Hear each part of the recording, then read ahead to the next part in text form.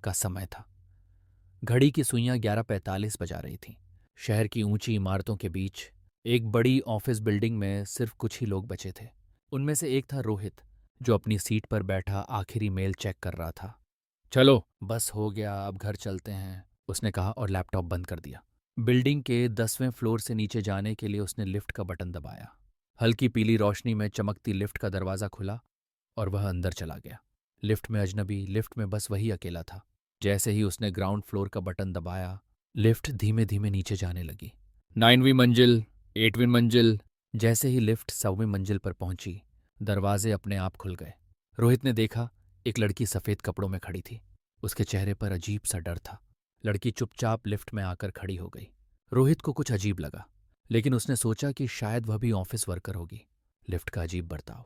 Lift फिर से नीचे जाने लगी, लेकिन तभी 4th फ्लोर पर लिफ्ट अपने आप रुक गई। रोहित ने देखा, उसने तो कोई बटन नहीं दबाया था।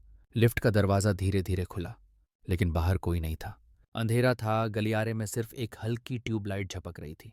वह घबराकर लड़की की तरफ देखने लगा, लेकिन उसने कोई प्रतिक्रिया नहीं दी। वह बस सीधी खड़ी थी, बिना पलक झपकाए। तभी अचानक लिफ्ट की लाइट झपकने लगी। डरावनी सच्चाई सामने आती है। रोहित को अजीब सा डर महसूस हुआ। उसने धीरे धीरे लड़की की तरफ देखा, लेकिन लड़की का अक्स लिफ्ट के शीशे में नहीं था। रोहित की सांसें अटक गईं। उसकी धड़कन तेज हो गई। उसने अपने फ़ोन की स्क्रीन से लिफ्ट में झांक कर देखा, लेकिन वहां सिर्फ वह खुद था। लड़की कहीं नहीं थी। लेकिन जैसे ही उसने अपना चेहरा शीशे की ओर घुमाया, वह लड़की अचानक पीछे खड़ी थी। उसकी आंखें सफ़ेद हो चुकी थीं और उसके चेहरे पर भयानक मुस्कान थी।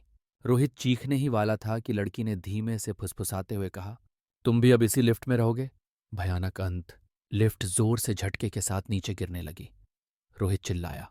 उसने लिफ्ट के सारे बटन दबाने की कोशिश की, लेकिन कुछ भी काम नहीं कर रहा था।